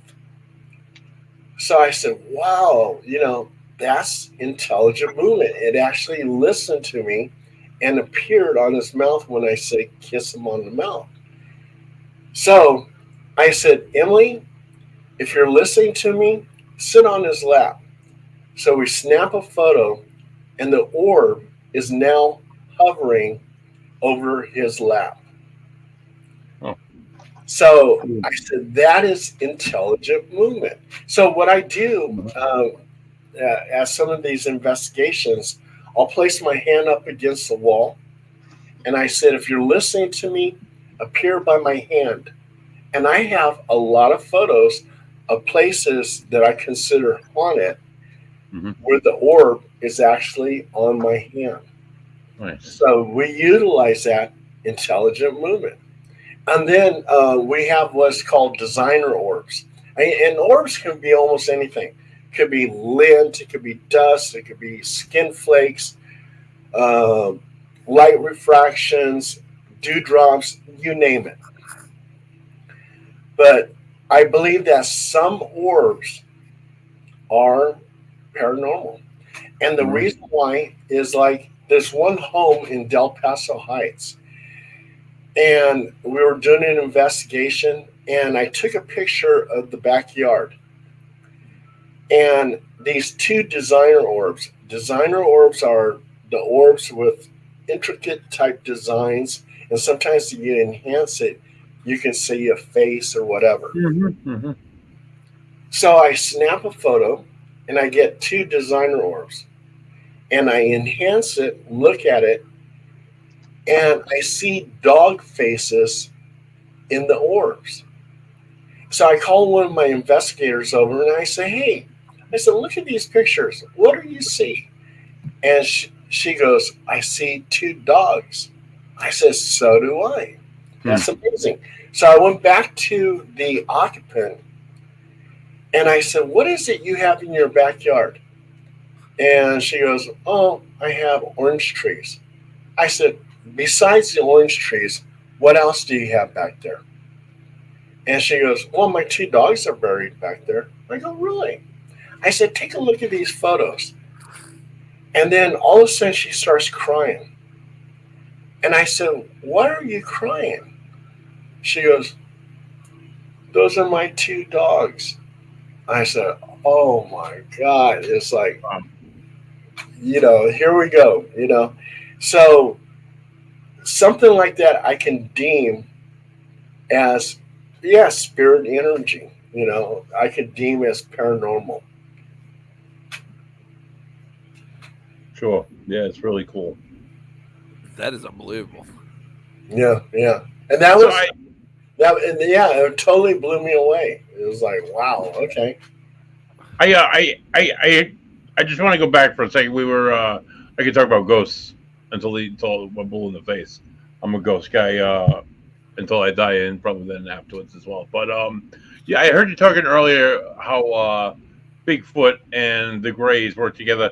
I've heard a lot of people say that they believe that Bigfoot is actually a being from outer space or extraterrestrial. Was Bigfoot ever really a biological creature on this planet? What are your thoughts? Well, I'm retired now, and I used to work with the California Department of Fish and Wildlife. That was my last job. Wow. And I talked with a lot of hunters, a lot of fishermen, and you would be surprised on how many hunters or fishermen have encountered Bigfoot. And this one hunter blew me away because he told me that he encountered Bigfoot in 1984. And he had his rifle. And he was so freaked out, he pointed the rifle at the Bigfoot and shot at it. And when he shot at it, and he said it was a direct hit, it blew up into sparks. Oh. So that tells me that Bigfoot is probably an energy type creature that can turn itself from energy to matter back to energy. It can go from its reality to our reality and back. That's why we cannot find any type of hair samples. We can't find any type of feces or anything. Nothing. Right? Nothing. There's no pictures. There's that video that grainy video from like 50 years ago. I'm sorry, I'm not 100% sold on son a dude in a suit. I don't know. I think Yeah. it's definitely an interdimensional type being. Yeah. I Yeah. mean, it would make sense. Yeah.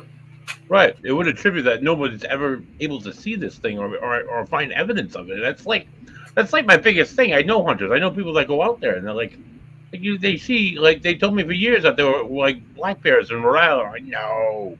But they see the evidence in the woods. They see the scat. They see the fur. They see it's there. And then they finally see the bear. It's like, okay, there's the bear. None of this has ever happened in any of these Right. hotspot areas, the Pacific Northwest, out in the Himalayas. Any place there's ever been sightings, there's never any Nothing. evidence left behind. There's nothing. Yeah, nothing. So I'm just not sold until somebody sells me, I guess, on Bigfoot. Bigfoot leaves a lot of footprints, and that's about it. Yeah. Right. Right, and that's Right. the only thing left. You'd figure there'd be something, like there'd be some kind of hair. If it's a long-haired animal, the way it's like depicted, there would Pee be in the hair. somewhere. snow, Right. like claws, a family of them. I don't know, something, somewhere. Anyway. Right. You know, like with Skinwalker Ranch, like when Bigelow was doing the investigation over there, one of his scientists said that they actually saw a portal open up in the sky, and from that portal, a Bigfoot type creature came out and scurried off into the hillside. So here we go again, where you got a story where it seemed like Bigfoot is coming from another dimension. Maybe. Yeah. Yeah. I don't know. I want to hear But some I more like to about. get people's perspectives. It's always interesting when people say, I've heard everything from Bigfoot is a ghost to Bigfoot is an alien to Bigfoot is Jesus. So, yeah, bands it was a thing in Virginia, dude. It was a thing, believe it or not. So, there are wild perspectives out there. I don't know where I sit, but That'd be I'm the not person sold. that would be the person I would hang up on. That'd be it. Did I hear that right? Bigfoot was Yeah. Jesus. Yeah. We went to I was involved with another podcaster a few years back, and we did a Bigfoot conference in Virginia. They had a bunch of speakers, and one of them, it was very rural Virginia. One of the speakers, all of them had different opinions, but one of them believed that it was directly connected to Jesus, and it was Jesus. Like, no, Wow. come on. Have we run out of things to talk about at this point? Is that where we're at? Yeah, that would was be not the sold at all. person. That'd be the person I'd literally just X out of here, and I'd be like, I'm sorry. Yeah, right. Yeah, we're done with this. We're going to Virginia Beach now. Yeah, So, I there's don't no know. way. Hey, you guys, also too, I do demonic cases. Ooh. So, yeah. So, and also too, what I do with these demonic cases, I actually do a Roman Catholic house blessing, Mm-hmm. and I'm very successful with that. I'm not ordained or anything like this, but I did get my information from two priests. Mhm. And these two priests, when I talked to them, I said, "Oh, how is it that you do a house blessing?" And they gave me the information. They would sit there smoking their cigarettes and tell me what to do. So I didn't, when I was talking to them about doing a house blessing, little did I know I was going to be a paranormal investigator. I wasn't there yet. Mm-hmm. But I was just curious. So when I do a Roman Catholic house blessing, I found out that I was very successful with it. I would say I'm about 80% with a success rate. And the other ones, there's something screwy, like maybe they're dabbling with the dark arts, and they go back and they still mess around with these dark arts, and so they bring back the demon. One of my worst demon cases that I had was a situation where I went to the home. I was a brand new paranormal investigator. Mm-hmm. And one thing I learned from this, you always bring another investigator with you. Oh, absolutely. Yeah, and I went to this one by myself. I was greeted Mhm. by a woman that was elderly. She was probably like in her 60s or something like that. Um, and her goddaughter, who was who was about 30. And they lived in this house, and they said that a demon that appeared as a black mass would appear in the hallway around about 2 o'clock in the morning. So I said, yeah. And they wanted me to come and see what this demon is and everything else, get some evidence, and then bless the house. So as I was interviewing the lady, she was saying, well, I have visions of hurting men. Mind you, I was the only man in that house. And I said, hurting men? How are you hurting men? She goes, by bashing their brains out with a baseball bat. I go, what? Are you serious? And I said, maybe I should stop this interview at some point in time, right? And then 15 minutes passed, and I looked towards the living room, and the goddaughter is holding a baseball bat. Oh. Yeah, Nope. and she's going around in circles with That's this a big medical, yeah, with this crazy look on her face, like this crazy grin. Yeah. And I said, I got to get out of here. So I was taking my laptop, closing, getting out of there. Yeah. And and she goes, are you coming back? And I go, yeah, I'm coming back, but I got to get this information on my other computer, blah, blah, blah, and all this sort of stuff. So one thing I learned, Buddy and Goat Bams, is I'm not scared of ghosts. I'm not scared of demons, but I'm damn sure scared of a 30-year-old woman with a baseball bat. Right. Yes. I've always said it. It's all about I'm more scared of the living than I am of the dead. Because they're nuts, and that they're a lot of people are in this or reach out to people. Oh, Buddy versus technology strikes again. They think they're special. I don't. Buddy, Buddy loses again. Buddy, can you say that again? You got cut off. It was Buddy versus technology. Yeah, most people like, unfortunately, like, not most people, but a lot of people like reach out to people like you and I, because they want attention and they have mental health issues and they're not all there, Did that go through? That part went through. Yeah. Oh, yeah. Oh, okay. So yeah, I'll just stop talking now. Go ahead. As soon as she would have said that she was having those thoughts, I would have been like, "Oh, I forgot my charger. I'll be back. I'll see you later." Like, and I see that Linda Judd is asking, who is Charles Fort? Charles Fort is a guy that was interested in anything just weird, bizarre, mystifying, and he would record it. He would publish it in various articles. He came out with books, 14 books that had everything in there from raining fish on some town, raining frogs, UFOs, ghosts, demons, you name it, freaks. All that stuff was in his books. And a Fortean investigator is a person who investigates all things paranormal, and the word Fortean comes from Charles Fort. Oh, that makes sense now. I wondered where that came from. that was a good question. Yeah. That was a good answer too. I like that too. Yeah, it was. That just blew me. There's no way I would have. No way. Yeah. And your last guest too was talking to ghosts at real time. Well, there's some of my investigators use sound enhancers, and they plug it into their ear and stuff like that. And they claim that they're talking to a ghost at real time.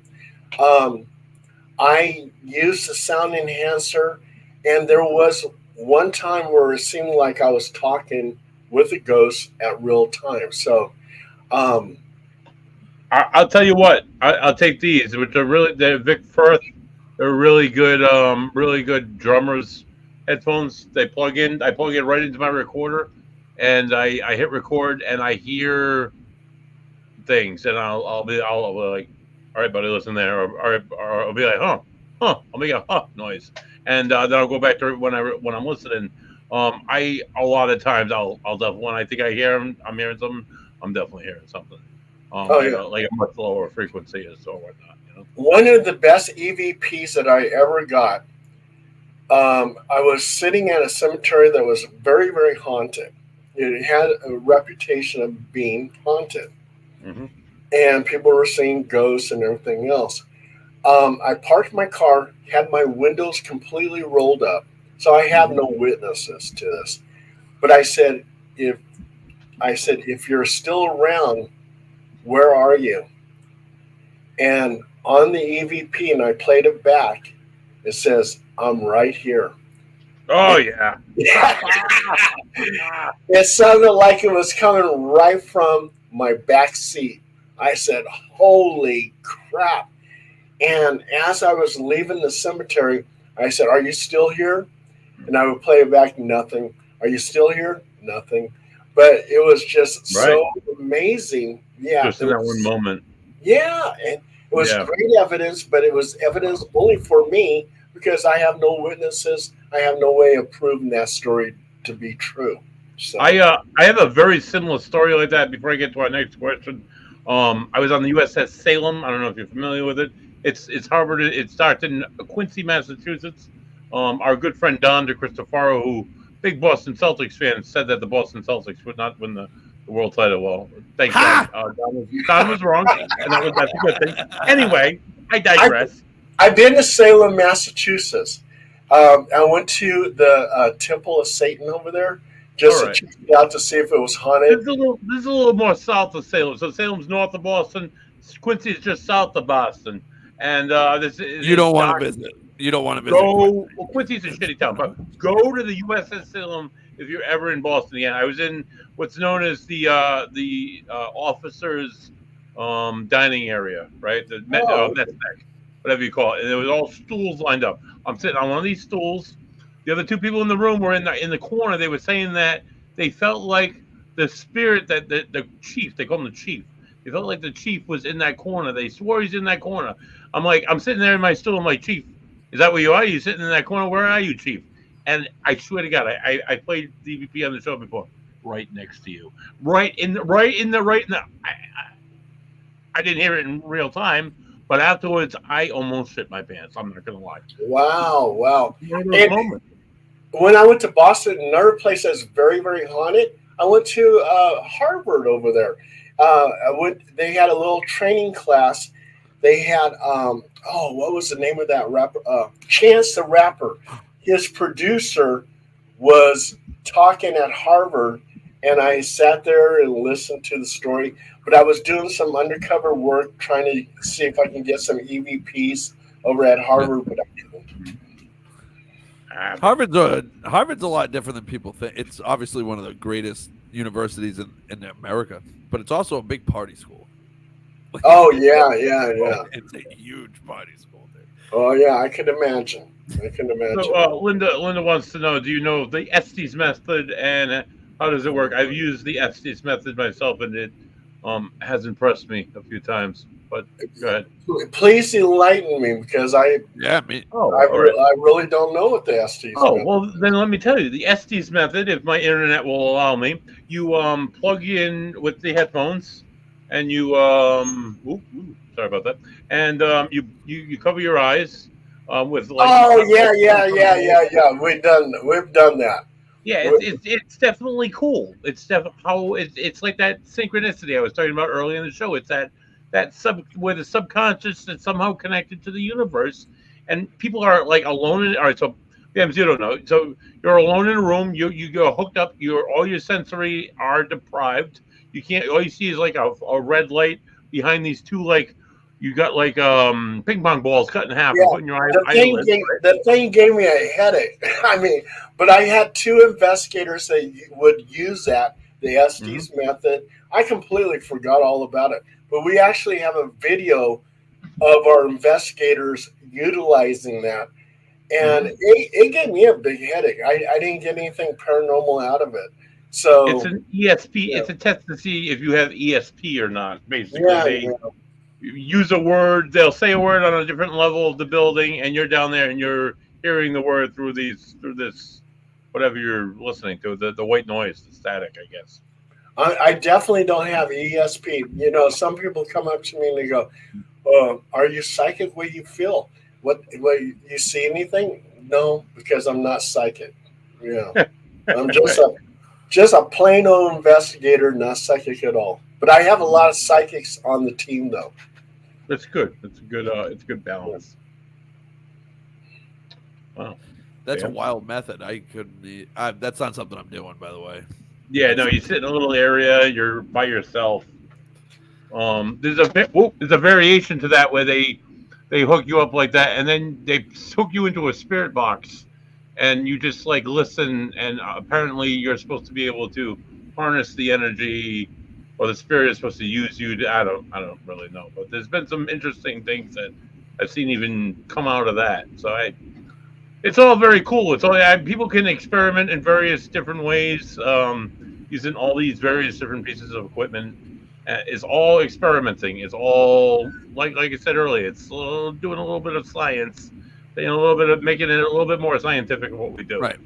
And do you guys utilize a Connect and stuff like that? Oh, we do have one. My Bams is not on my team, but Bams is an interested party, of course. But his co-host is one of my paranormal investigators. He built us one. We used it a few times. It was interesting. I've had my questions about it, but like everything else, like the Ovilius, we've tried that out. That's interesting. We've had some interesting experiences. You know, because I have my investigators, they bring all types of equipment. Right. They experiment with this and experiment with that, blah blah blah. The But Boo Beer, we've tried that out. I mean, it's okay, I guess. But to me, there was two types of evidence that you can't dispute. If you get an anomaly on your photograph, let's say a full body apparition or something like that, and you know there was nothing there, that's a beautiful piece of evidence. EVP, electronic voice, we do it quick and dirty. So I'll say something like, "Is there anybody here?" I pause, give it time to talk, and I play it back. And sometimes it says, "Yeah, sure, I'm right here." I go, Right. "Oh, that is like, that's something you can't dispute as paranormal."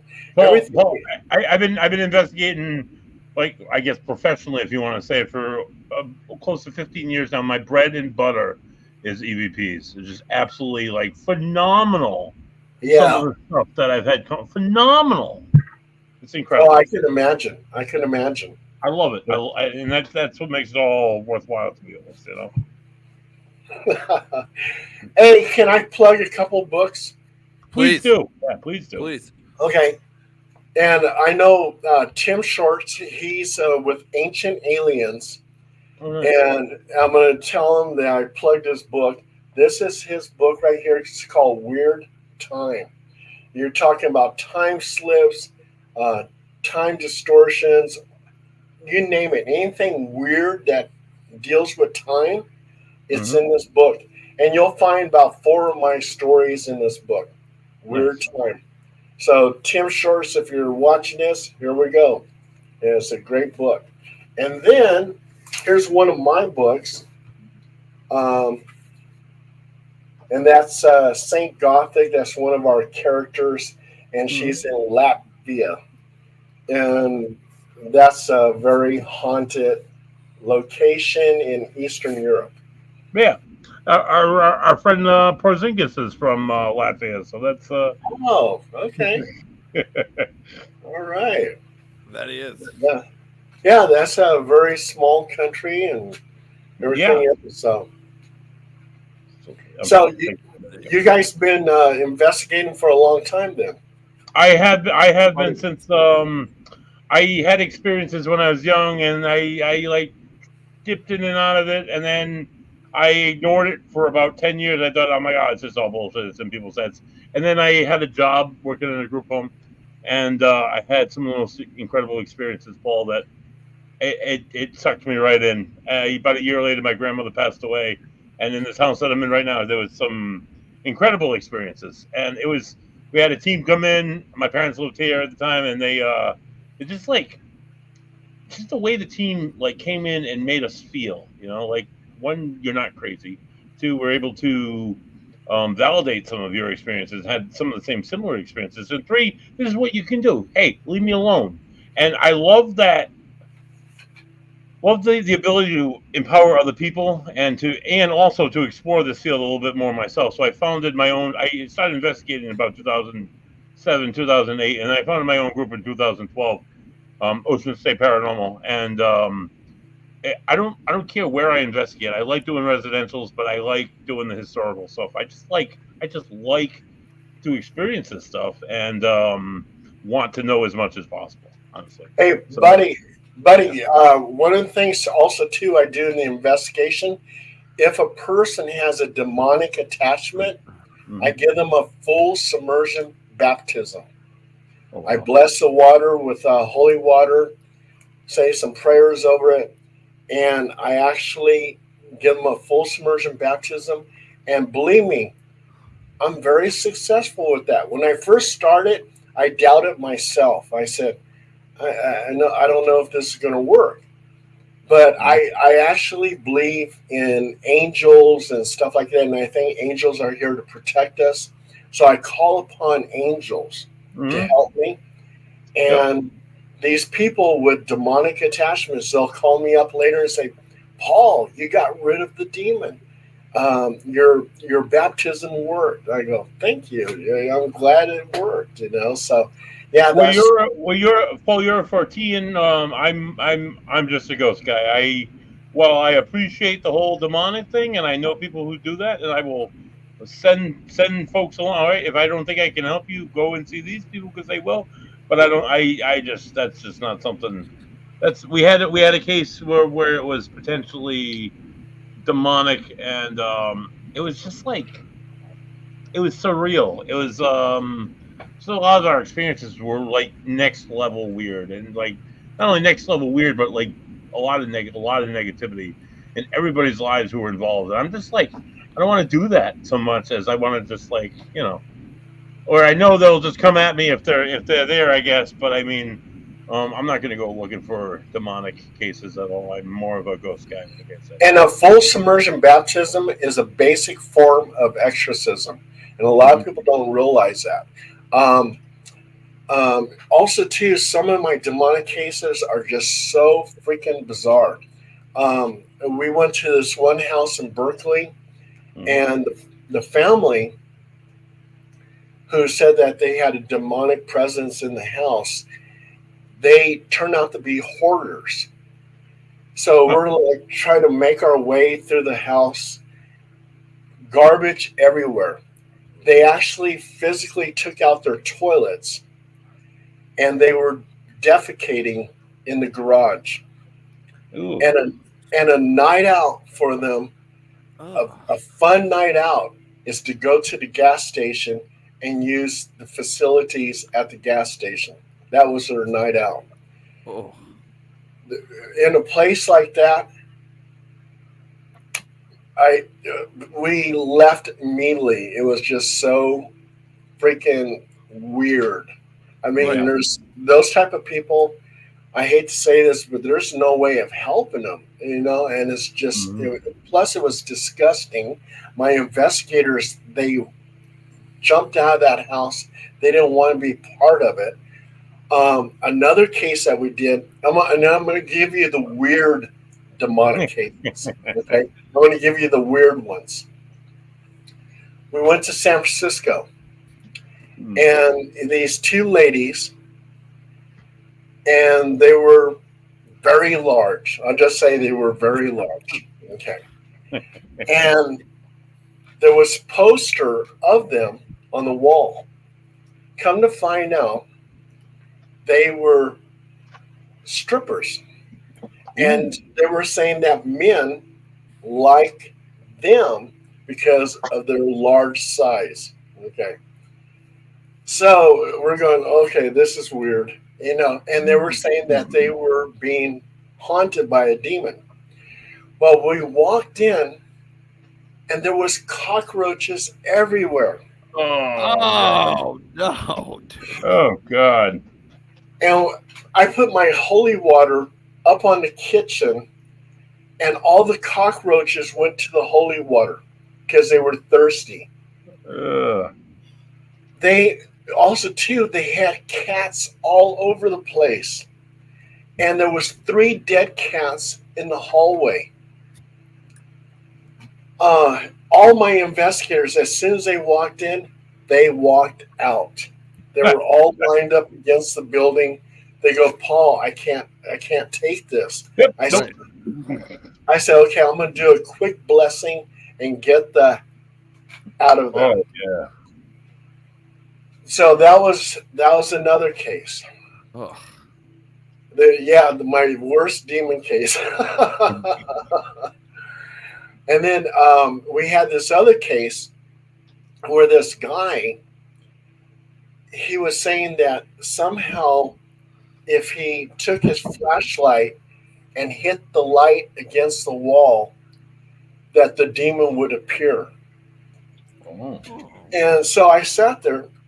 This guy for almost 30 minutes is taking a flashlight and hitting against the wall with this light, waiting for a demon to appear.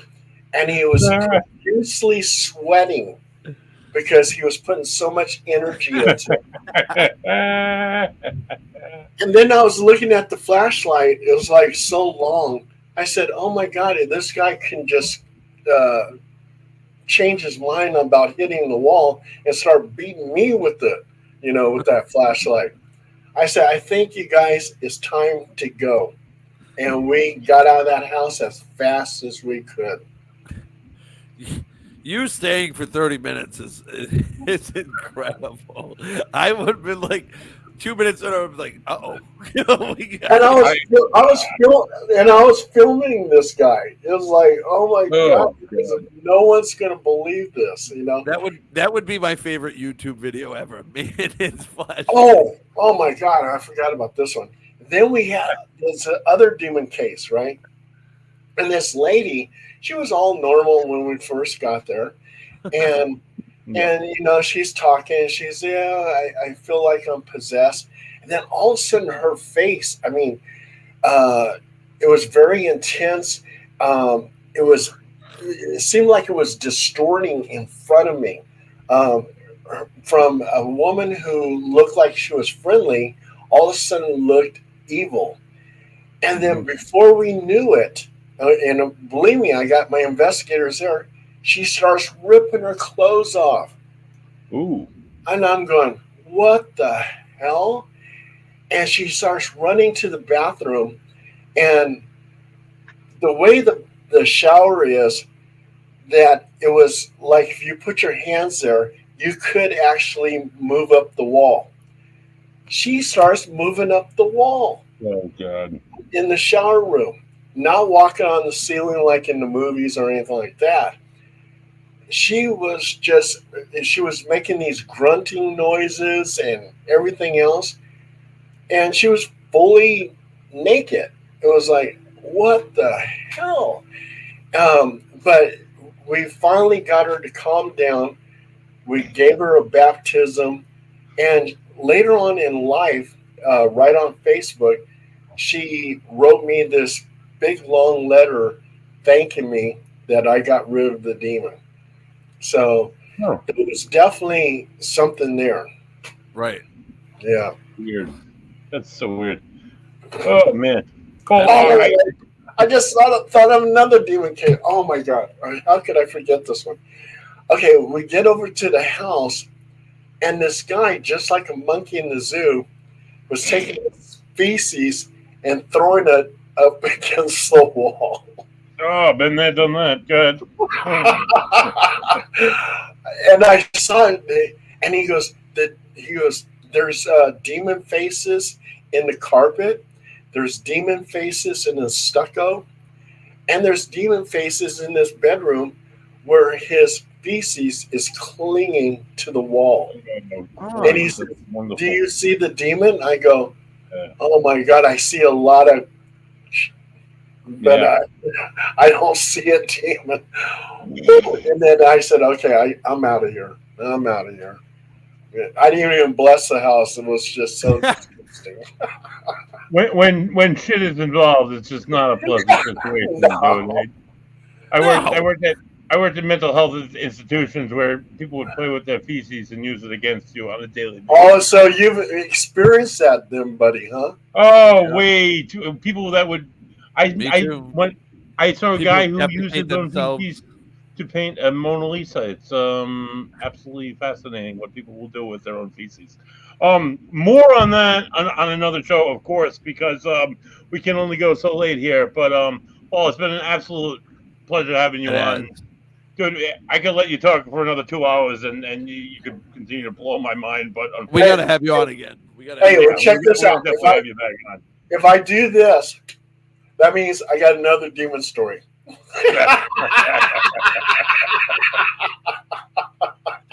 We Sounds appreciate good. it, man. It was amazing. Is there anything you want to say, Paul, to wrap up? Is there anything that you want to push besides the 2 books that you put up?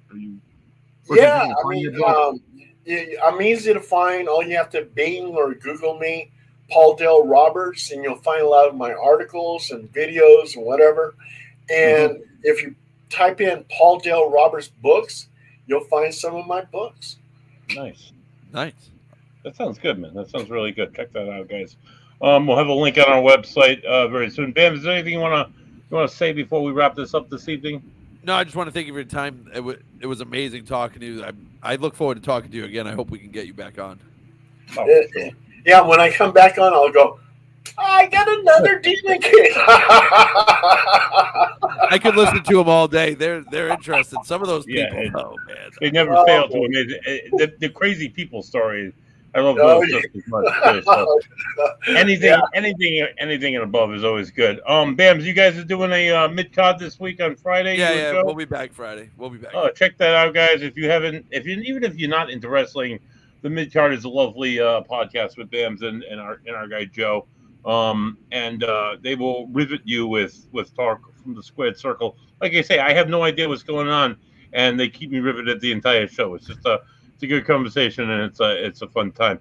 Friday nights at 7:00, Bams.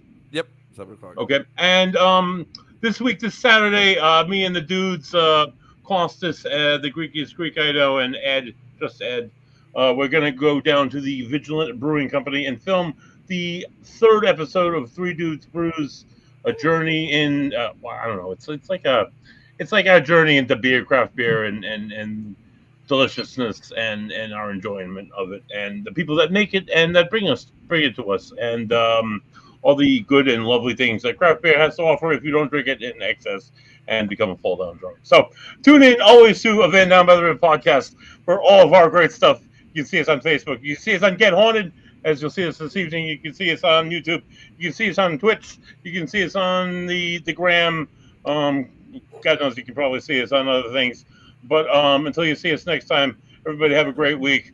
This is for Bams, for Paul Dale Roberts, for John Russell. It's me, Buddy Thayer, and this has been The Ghost and the Goat. Go Celtics. The Celtics are the champs. Go Red